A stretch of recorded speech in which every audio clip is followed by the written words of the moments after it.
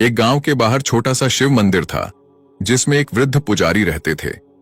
एक दिन एक गरीब मां अपने नन्हे से बालक को मंदिर के द्वार पर छोड़कर चली गई। बहुत खोजने पर भी पुजारी जी को बालक के परिवार का कुछ भी पता न चला। जब गांव का भी कोई व्यक्ति उस बालक का लालन पालन करने को तैयार न हुआ तो पुजारी जी ने भगवान शिव की इच्छा समझकर उसे अपने पास रख लिया और उसका नाम भोला रख दिया। गांव के श्रद्धालु भक्तों से जो कुछ प्राप्त होता उसी से भगवान शिव का, पुजारी जी का और बालक भोला का किसी तरह गुजारा चलता। यदि किसी दिन कम भी पड़ता तो पुजारी जी बालक और भगवान को भोग लगाकर स्वयं गंगा जल पीकर रह जाते। धीरे धीरे भोला बड़ा होने लगा और अब वह पुजारी जी के कामों में हाथ बंटाने लगा। वृद्ध पुजारी जी के थके हारे हाथों को कुछ आराम मिलने लगा, इसलिए उन्होंने भोला को मंदिर की सफाई, भगवान शिव की पूजा, उनको भोग लगाने और उनकी आरती करने की विधि अच्छी प्रकार समझा दी। अब वे स्वयं भगवान शिव के जप व संकीर्तन में समय व्यतीत करने लगे। एक दिन भगवान शिव के मंगलकारी नाम शिव का जप करते हुए ही उनके प्राण छूट गए। अब बालक भोला भगवान शिव के ही सहारे था। उसने पुजारी जी की ये 3 बातें कभी नहीं भूली। 1. भगवान भोलेनाथ शिव शंकर को ताजी गर्म रसोई का ही भोग लगाना। 2. भगवान को भोग लगाए बिना स्वयं कुछ भी नहीं खाना। 3. भगवान शिव पर विश्वास रखकर कभी भी किसी भी वस्तु का संग्रह न करना, बासी भोजन का भी नहीं। यदि कोई भक्त पहले से बना भोजन या मिठाई मंदिर में दे जाता तो वह उसे गरीबों में बांट देता। वह ताजी रसोई बनाकर ही भगवान को भोग लगता, उसके बाद ही स्वयं प्रसाद ग्रहण करता और यदि बचता तो उसे बांट देता। यदि रसोई बनाने को सामग्री न होती तो भोले बाबा और भोला भक्त दोनों गंगा जल पीकर ही रह जाते। एक बार बरसात का मौसम आया और 3-4 दिन तक मूसलाधार वर्षा होने से मंदिर में एक भी भक्त नहीं झांका। भोला अपने भोले बाबा को गंगा जल का ही भोग लगाता और उसे ही पीकर रह जाता। भोले बाबा बालक की भक्ति, सहन शक्ति की परीक्षा लेते रहे, किंतु आखिर में अपने भक्त को भूख से तड़पते देख उनसे रहा न गया। वे सेठ के नौकर का रूप धरकर हाथ में भोजन सामग्री की पोटली लेकर वर्षा में भीगते हुए मंदिर के द्वार पर जा पहुंचे। उन्होंने आवाज लगाकर भोला को बुलाया और उसके हाथ में पोटली देते हुए बोले, सेठ जी ने यह सीधा अर्थात कच्चा राशन भेजा है। इससे रसोई बनाओ, भोग लगाओ और स्वयं भी प्रसाद पाओ। मैं कल फिर आऊंगा। भोला भगत ने आशीर्वाद देकर उसे विदा किया और सूखी गीली लकड़ियों के धुएं में गर्म रसोई बनाकर भोले बाबा को भोग लगाया। पूरे वर्षा के मौसम में भोले बाबा नौकर के वेश में भोला भगत को सीधा देने आते रहे और स्वयं भी गर्मागर्म रसोई का भोग पाते रहे। एक दिन भोला भगत ने सोचा कि सेठ जी को सीधा भेजते हुए 4 महीने हो चले हैं, किंतु वे स्वयं कभी मंदिर में भोले बाबा का प्रसाद ग्रहण करने नहीं आए। अगले दिन जब भोले बाबा नौकर के वेश में सीधे की पोटली देने आए तो भोला भगत उनसे बोला, भाई, तुम्हारे इतने धर्मात्मा सेठ जी कभी स्वयं मंदिर में प्रसाद लेने नहीं आए। इस कारण मेरा हृदय अत्यंत दुखी हो रहा है। अपने सेठ जी से कहना कि कल वे भी मंदिर में प्रसाद ग्रहण करने अवश्य पधारें। भक्त की बात सुनकर नौकर बने भोले बाबा चौंक कर घबरा उठे और बोले, पुजारी जी, सेठ जी मेरे द्वारा आपको सीधा भेजते हैं। आप इससे भगवान को भी भोग लगा लेते हैं और स्वयं भी प्रसाद पाते हैं। फिर सेठ जी को बीच में बुलाने की क्या जरूरत है? जैसा चल रहा है वैसे ही चलने दीजिए ना। भोला बोला, ऐसे कैसे चलने दूं? आपके धर्मात्मा सेठ जी इतने दिनों से सीधा भेज रहे हैं, क्या मैं उन्हें भगवान का प्रसाद देने का अपना कर्तव्य भी पूरा न करूं? मैं किसी का उधार खाने वाला नहीं हूं। अपने सेठ जी से कह देना कि यदि कल भोले बाबा का प्रसाद ग्रहण करने न पधारे तो मैं उनका सीधा लेना बंद कर दूंगा। नौकर बने भोले बाबा तो अपने भोले भगत की अक्कड़ देखकर कांप उठे और यह सोचकर मन मन में हंसे कि वाह, आज तो लेने वाला ही देने वाले पर धौंस दिखा रहा है। लेकिन सरल हृदय भक्त के मनोभाव पर रीझ कर वे बोले, ठीक है पुजारी जी, कल सेठ जी मंदिर में प्रसाद ग्रहण करने जरूर पधारेंगे। दूसरे दिन बड़े सवेरे ही भोले बाबा नौकर के वेश में दूध और बहुत सारी भोजन सामग्री लेकर मंदिर पहुंच गए। भोला चौंकते हुए बोला, भाई, आज इतना सारा सीधा किस लिए ले आए? नौकर बने भोले बाबा बोले, पुजारी जी, भूल गए क्या? आज आपने सेठ जी को प्रसाद के लिए बुलाया है, इसलिए आप छक्कर रसोई बनाइए और भोले बाबा को भोग लगाइए। हाँ, यह तो बता दीजिए कि सेठ जी किस समय आएंगे। भोला ने प्रसन्न होकर उन्हें सेठ जी के आने का समय बता दिया और भोला भक्त की इच्छा पूर्ण करने के लिए भोले बाबा कैलाश पर सेठ का रूप धारण करने लगे। इधर अपने स्वामी को एक प्यारे भक्त के यहाँ जीमने जाने का समाचार सुनकर ममतामयी अन्नपूर्णा मां पार्वती भी भला कैसे पीछे रहती। वे भी पति की आज्ञा लेकर सेठानी का रूप धारण करने में जुट गईं। भोले बाबा ने अपने गले से मुंडों की माला उतार दी, शरीर पर लगी भस्म, कमर पर पहना हुआ बाघांबर और बाहों और कानों में पहने सांपों के हार भी उतार कर रख दिए।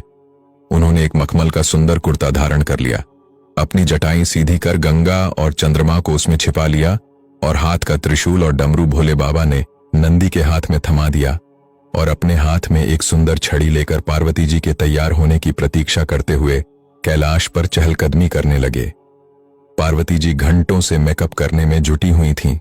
उन्होंने आज सुंदर बनारसी साड़ी निकालकर पहनी, जिसका रंग सेठ बने शिवजी के कुर्ते से मैच कर रहा था।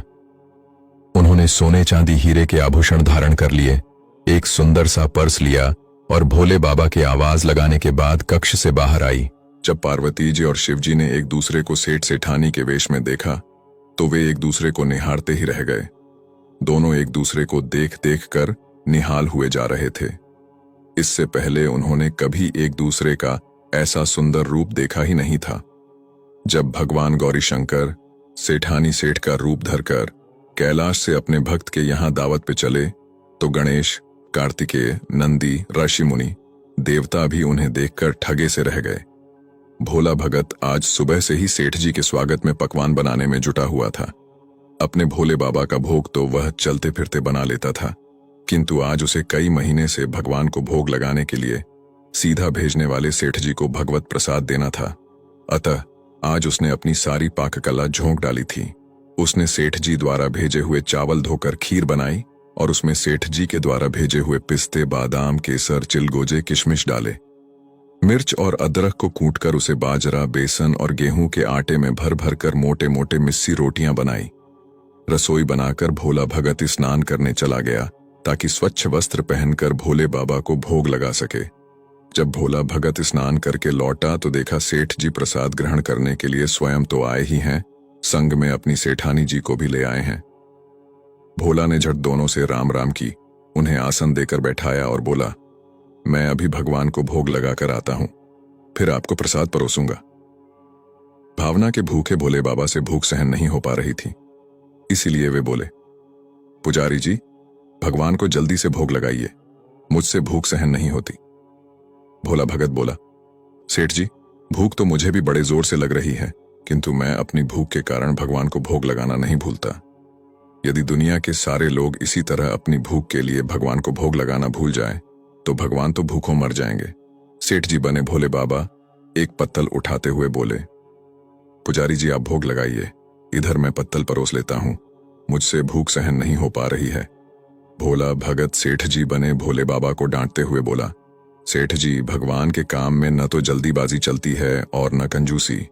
मैं जब तक भगवान को भोग नहीं लगा लेता, आप रसोई के पास भी नहीं फटक सकते। चुपचाप इधर बैठ जाइए और ओम नमः शिवाय जपते रहिए। मैं अभी आता हूं और आपको पेट भर भोजन कराता हूं। सेठ बने शिव जी चुपचाप अपने आसन पर जा बैठे। सेठानी बनी पार्वती उनकी यह दशा देख मुश्किल से अपनी हंसी रोक पाईं। लेकिन जैसे ही भोला भगत पत्तल में सामग्री लेकर भगवान को भोग लगाने मंदिर में गया, शिवजी पार्वती जी को मौन रहने का संकेत करते हुए चुपके से रसोई में पहुंच गए और उन्होंने व्यंजन उठाकर छकना शुरू कर दिया। भोले बाबा तो प्रसाद को छकते ही भौंचक्के रह गए। खीर में चीनी की जगह नमक भरा हुआ था और सब्जियों में चीनी भरी हुई थी। जैसे ही भोले बाबा ने रोटी का एक ग्रास तोड़कर मुंह में दिया, वे सीसी करने लगे, क्योंकि रोटी में मिर्च ही मिर्च भरी थी। वे सीसी करते हुए उल्टे पैर भाग आए और अपने आसन पर जा बैठे। मां पार्वती अपने स्वामी की यह हालत देखकर खिलखिलाकर हंस पड़ी। इससे पहले कि भोले बाबा पार्वती जी के सामने कुछ सफाई दे पाते, भोला भगत ओम नमः शिवाय मंत्र का जप करते हुए आ पहुंचा। उसने भोग को रसोई में मिलाकर उसे पवित्र बना डाला और फिर सेठ जी के सामने पत्तल परोसकर हाथ जोड़कर बोला, सेठ जी, अब आप जी भरकर प्रसाद पाइए। भोले बाबा तो अभी अभी भक्त की भक्ति से भी जोरदार उसके हाथ की बनी हुई रसोई छक चुके थे, अतः उसे जीमने की बात सुनकर उनके पसीने छूटने लगे। कभी वे भोला का तो कभी पार्वती का मुख देखने लगते। भोला बोला, सेठ जी, अब क्या हो गया आपको? अभी अभी तो इतनी उतावली मचा रहे थे, अब क्यों नहीं जीमते? आप जीमोगे तभी तो माताजी भी प्रसाद ग्रहण करेंगी और फिर मैं भी प्रसाद पाऊंगा। भोला की बात सुनकर भोले बाबा ने चुपचाप खीर का कुल्हड़ उठाया और सारी नमकीन खीर गटागट पी गए। कुल्हड़ खाली होने की देर थी कि भोला ने उसे झट से भर दिया। अपने प्रिय भक्त के हाथों परोसे हुए भोग में भगवान को आज दुगना स्वाद आने लगा। भोला परोसता गया और भोले बाबा पीते गए। जगन्माता पार्वती भक्त और भगवान दोनों के प्रेम को देख देख कर मंत्रमुग्ध होती रहीं। जब सारी रसोई समाप्त हो गई तो भोला को होश आया और बोला, वाह सेठ जी वाह, मैं ही बावला था जो इतनी थोड़ी सी रसोई बनाई। मुझे पता होता कि आपको प्रसाद ग्रहण करने का इतना शौक है तो और भी ज्यादा रसोई बनाता। भोले बाबा अपने पेट पर हाथ फेरते हुए बोले, पुजारी जी, मैं इतना रोज कहाँ खाता हूं, किंतु आज प्रसाद इतना स्वादिष्ट बना था कि अपने पर वश ही नहीं रहा और खाता ही चला गया। किंतु तभी भोला भक्त उदास होकर बोला, सेठ जी, वह तो आपने ठीक किया, लेकिन माताजी तो भूखी ही रह गईं। ममतामयी पार्वती मां से भोला का उदास मुख देखा नहीं गया। उन्होंने बची हुई खीर की 4 बूंदें ही छक ली। भोले बाबा द्वारा भोग लगाने से प्रसाद में अद्भुत अलौकिक स्वाद भर गया था।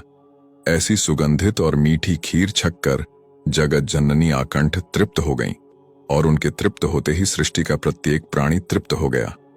भोला भक्त बोला, सेठ जी, आपने और माताजी ने प्रसाद ग्रहण कर लिया, इससे मुझे अत्यंत संतोष हुआ है। समझ लीजिए कि आप दोनों द्वारा प्रसाद ग्रहण करने से मेरा भी पेट भर गया। मेरी तो वैसे भी महीने में 4-4 एकादशी हो जाती हैं, किंतु मैं भी एक दाना ले ही लेता हूं, जिससे कि भोले बाबा के प्रसाद का अनादर न हो।